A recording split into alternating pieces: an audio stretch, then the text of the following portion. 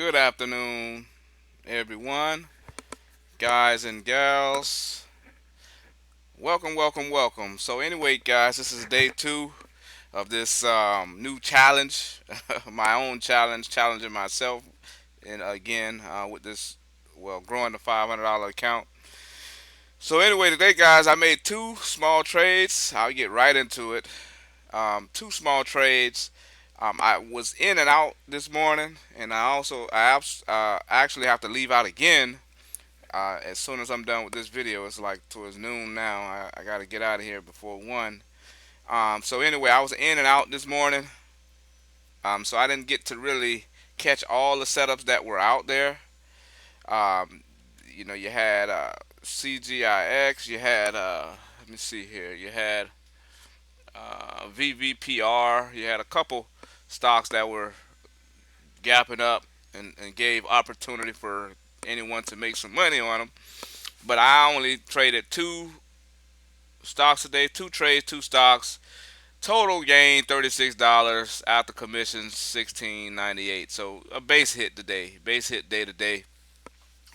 But anyway, I'll get right into the trades. So my first trade, as you can see, was at 7:43 this morning. So I was at it bright and early. And that's on this CARV carve. So you had this one and you had UONE popping up. Both of them were popping up. As everyone knows, those are like urban stocks. So I don't know why they popped up, but they basically were in unison and they were in sync when they were popping up. But I went ahead and chose the CRARV. It looked like it was holding up a little better. U1 just went on down. It popped up and dropped, pump and dump, which just all of them are. But this one held up a little better. So anyway, I got in at the time of 7:43. So to walk you through what my mindset was, that was in this candle here. To walk you through my mindset, let me back it up. So it had just crossed below the volume weighted average price, but it was holding. It was basically bottoming, making a base down here at the 670, 680 area. So I made note of that. If the price hovers like closely to the VWAP, even if it goes under, it's a good chance that it can go over as long as it's hovering and staying close to it. If it starts to fade away from it, then that's another story. That's you're looking for different opportunities there. But when it stays close, that usually is a good sign. Because you got to realize it's called the volume weighted average price. So that means that the price relative to the volume is what this calculates. So if it stays close to it, then that means it's pretty much sticking to the volume weighted average price. If the volume weighted average price, as you can see here, was at like 7.18, 7.20, I'm just gonna say $7.20. That's the average price relative to the volume. So if that's what it was, if the price is staying anywhere near this, whether it goes to like $7 or goes up to like 7.30, it's staying close to this. That means it's pretty healthy as far as sticking to the volume weighted average price. The average price is holding compared to the volume that's holding it at that level, if that makes sense. So anyway, I noticed that, and it was holding, and I seen it basing out. So I went for a long. Now I actually got in. I was a little disappointed in the entry because at the time of me hitting this buy button, it was actually at 7:03. Let me put it on here. It's not like this is gonna help right now, but the ask was at $7.03. Um, so that's where I actually want to get in. I want to get in around $7, and like as soon as I hit the button, the ask jumped up to 7.15. So you have to be aware of slippage. That's you probably hear that term a lot in this market, trading any stock or equity. You hear the word slippage or spread, the spread. And that's very important because the point that you enter can get you, if you get a good entry point, you get more profits. If you get a mediocre entry point, then you won't get as much. So that's what happened here, which I'm still fine with it. But I was definitely I wouldn't have hit the button if I knew that as soon as I hit it that the ass would have jumped to 715. But it worked out. So anyway, I saw it starting to make a move back up to the VWAP, and so that's what made me jump in. It was at in this candle here. As you can see, it's starting to make a move. If I would have got in at my real entry, it would have been at 703. Okay, so it took a small dip, and then it's made its move back up to the volume weighted average price. And as you can see, it did jump over. And as you can see, I actually got out very close to the high. The highest point was at 734. I got out at 730. So pretty close to the high of this impulse move here. So that was that trade, which gave me $30 because I jumped in originally with 50 shares and I added 150. No, I jumped in with 200, but that's just how it filled me. Some kind of way it filled me. It partially filled and it finished filling. So I jumped in with 200 shares, and with 15 cents, that's $30. All right, on to the next one. CGIX. This was a play, as you guys know, from a couple days ago. Actually from yesterday.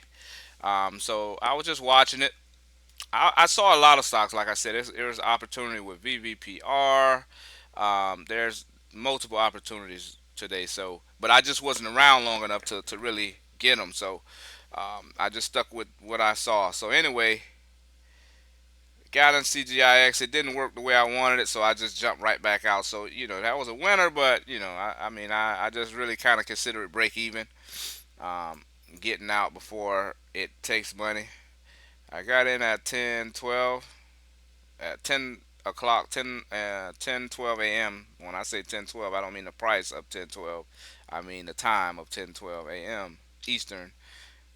So let's go ahead and zoom in here. It's kind of hard to see it now, but let's go ahead and get it. All right. So got in at around this candle. As you can see, it made a move below the volume weighted average price, and then it turned around. And as it was turning around, is when I jumped in. I got in at $5.17.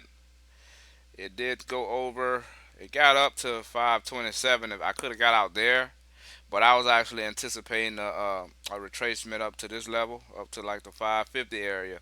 So I didn't take it when I could have took it here. But I saw it coming back down, so it wasn't really holding that volume weighted average price very well. So I went ahead and just got out. So that was the mindset behind this move. As you can see, I got out at 10:17 a.m. Got out like it was 5 minutes later, in this candle right here. So yeah, I noticed it couldn't hold up above. It couldn't stay at that time. So I just went ahead and got out. 3 cent win with 200 shares. That's $6. So all together, guys, it was $36 on the day. Base hits. You know what I mean. So but like I tell you, like I mentioned yesterday, the key really is to protect your account. You know what I mean. I tell people, anybody who asks me or asks for any kind of opinion on how to get better at day trading or what's some tips and tricks. Well, one of the main ones, and this is what a lot of people, when they get in the market, they do the exact opposite of this. And actually, you can see this happening in sports. You can see this all the time. Learn how to play good defense first. What I mean by that is learn how to protect your capital first. What most people do, and what I did when I first started, and I'm sure a lot of people did or does, is you're looking at your profit potential. You're looking at what all you can make, and that's fine because that's why most of us in the market we try to find. You know what I mean? We see what all the money we can make, but then just blinds a lot of people from seeing with how much you can lose. You know what I mean? So therefore, you end up blowing up many accounts. So what you do is you learn how to play defense first. And I made an analogy about sports because I'm going to go to that now, just to let you know why I went to that. Okay, in sports, a lot of, even in basketball, a lot of teams they mainly practice on offense. You know, how to shoot the ball, how to run plays, screens, and all of that, picks, switches, and all that stuff. And a lot of them don't focus on defense. Teams like, shout out to the Heat, Miami Heat, they focus solely on defense. If you ever went back and looked at it was an interview with Carmelo Anthony a while back when they had the All Star game, and Coach Eric Spoelstra was the coach for that a couple years back. And they interviewed Carmelo. He said, "Man, I never played so much defense in my life." And, you know what I mean? He's been in the league for like 50, at that time it was like 15 years. Now he's been there 17, but at that time it was like 15 years. He said, "I've never played so much defense. We didn't even think about offense until we did like 3 weeks of straight defense. They didn't even touch a ball. They didn't shoot a hoop for like 3 weeks." So yeah, so I say all that to say, good defense will automatically build your offense. Your offense will come with it. So just focus on not losing a lot, and you'll be fine. Forget about what all you can make. That's gonna come, but don't let your losers run. You know what I mean? Run down. You get down 10 cent, or I don't know how many shares you're using. Let's say you're using 500 shares. It gets down 10 cent. That's $50. But you just like, you don't want to let it go. You know what I mean? You let it go further and further against you, and or you're thinking it's gonna come back up, and then now you're down 100, 150, 200.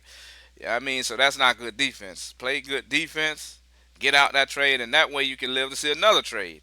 You can even get back in that same stock later.